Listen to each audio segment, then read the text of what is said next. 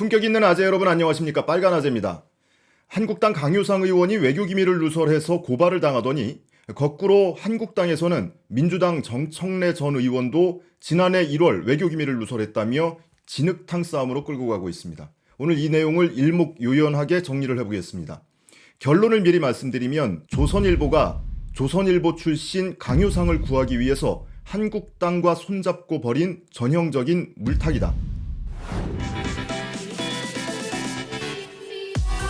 한국당 강효상 의원이 누설했다는 외교기밀은 고등학교 후배인 주미 한국대사관 외교관을 통해서 받은 한미 정상 간의 통화 내용입니다. 지난 7일에 있었던 한미 정상 간의 통화 내용은 북한이 이 통화 사흘 전에 신형 전술 유도무기 등 단거리 발사체를 발사했거든요. 그것과 관련된 내용, 그리고 한미 연합 군사훈련과 관련된 내용, 그리고 비핵화 협상을 재개하기 위한 방안, 그리고 대북 식량 지원에 관한 내용, 이런 내용들이 한미 정상 간에 논의됐습니다.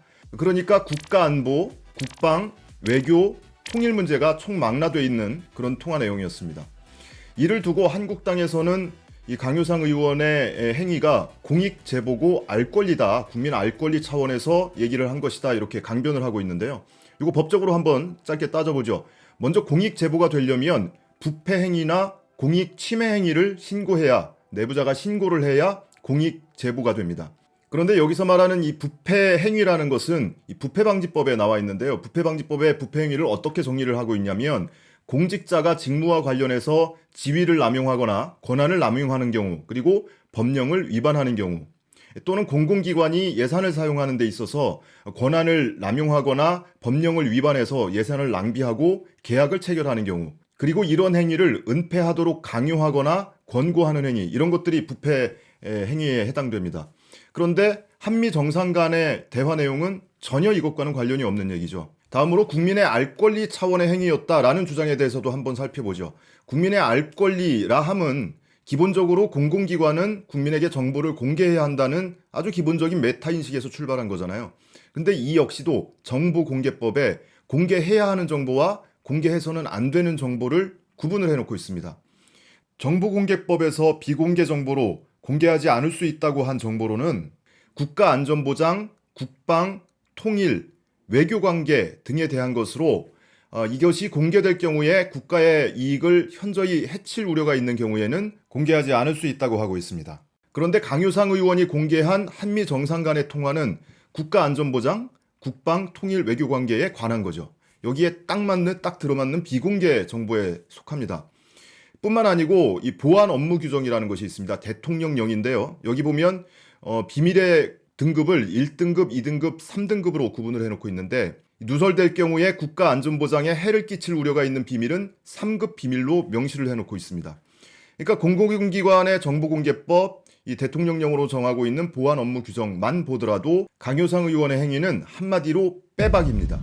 자, 그럼 이 외교기밀을 누설할 경우에는 어떤 처벌을 받게 되냐? 형법 13조에 규정이 되어 있는데요. 외교상 기밀을 누설할 경우에는 5년 이하의 징역이나 1,000만 원 이하의 벌금에 처하도록 되어 있습니다.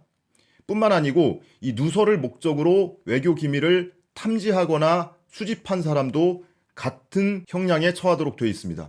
그러니까 강효상 의원은 여기에 꼭 들어맞는 거죠. 이 고등학교 후배인 외교관한테 먼저 연락을 해서 이 내용을 파악해달라고 먼저 적극적으로 요구를 했다고 알려져 있잖아요. 자, 그런데 한국당은 정청래 전 의원을 물고 늘어졌죠. 민주당 정청래 전 의원이 지난해 1월에 MBN 판도라에 출연을 해서 비슷한 뉘앙스로 한미 정상 간의 통화 내용을 누설을 했었다, 이 얘기예요.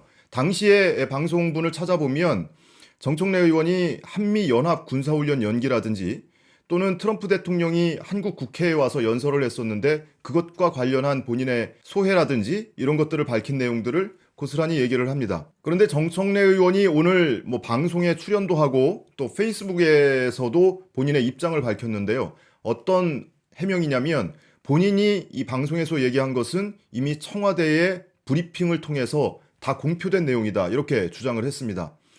1월 4일자 청와대 서면 브리핑을 찾아봤습니다. 1월 4일. 그러니까 정청래 의원이 녹화를 한 건 1월 5일이었고 하루 전에 청와대 서면 브리핑으로 양국 정상은 올림픽 기간 중에 한미 연합 군사훈련을 실시하지 않기로 합의했다라는 내용, 그리고 트럼프 대통령이 한국 국회에서 연설했던 내용, 그것에 대해서 좋은 코멘트를 많이 들었다 이러면서 이제 사의를 표했다는 이런 내용들. 그러니까 정청래 의원이 방송에서 했던 얘기가 굵직굵직 내용이 들어가 있습니다. 여기에 정청래 의원이 본인이 속된 말로 깔때기를 들이댄 거죠. 그리고 MSG를 좀 친 겁니다. 그래서 본인이 좀 정보가 있는 양 그렇게 방송에서 조금 부풀려서 얘기한 것 아닌가. 물론 조사를 해봐야 되겠죠, 이 사안도. 그래서 정청래 의원이 휴대폰으로 뭐 로데이터를 받았다고 했으니까 뭐 휴대폰으로 받은 내용이 뭔지에 대해서도 조사는 이루어져야 될 겁니다. 그런데 제가 보더라도 정 전 의원이 한 얘기와 청와대의 서면 브리핑 내용과 크게 다를 것이 없습니다. 그리고 심지어 MBN에서 당시에 정청래 의원이 발언이 있을 때 자막으로 처리까지 했습니다. 이미 청와대에서 언론에 공개한 내용입니다. 라고 자막까지 달았었습니다. 그렇지 않으면 MBN에서는 자사 방송 녹화에서 처음으로 나온 얘기라면 여기에 단독 타이틀까지 붙여서 보도를 했겠죠. 그런데 거꾸로 이 방송에서는 이미 청와대가 언론에 공개한 내용이다 라고까지 친절하게 자막을 달아놓고 있습니다. 이미 언론에 공개한 내용인데 기밀이 아니죠, 그 사항은. 자, 그럼에도 불구하고 이 정청래 의원의 발언이 어떻게 처음으로 강효상 의원의 발언과 비견되는 사례로 알려졌냐면 최초 보도가 조선일보였습니다. 조선일보가 단독 딱지를 붙여서 정청래도 작년에 TV에 나와서 문재인 대통령과 트럼프 미국 대통령 간의 통화 녹취를 입수했다고 주장했다. 이렇게 보도를 했습니다. 그런데 강효상 의원이 누굽니까? 강효상 의원은요, TV조선 보도본부장 출신이고요. 조선일보 편집국장 출신입니다. 지난 2016년에 새누리당 시절에 비례대표로 국회에 입성한 의원입니다. 그러니까 대충 그림 나오시죠? 조선일보가 강효상을 구하기 위해서 물타기 기사를 냈고 한국당이 그걸 받아서 부풀리고 있는 겁니다. 조선일보의 기사를 받아서 한국당에서 뭐라고 하고 있습니까? 한국당 황교안 대표는 오늘 기자간담회 열어서 청와대와 여당의 적반하장이다라고 주장을 했고 나경원 원내대표는 한마디로 구걸 외교다. 이렇게 혹평을 했습니다. 자, 한국당의 이런 태도에 대해서는 역사학자 전우용 선생의 페이스북 글을 인용해서 마무리하겠습니다. 구걸하는 거지가 전화로 초청하는 법은 없습니다. 대통령에게 황교안과 1대1로 만나달라고 허구 헛날 때 쓰는 게 바로 거지의 구걸법입니다. 구걸이 뭔지는 안다는 것도 거지가 자한당 무리보다 나은 점 중 하나입니다.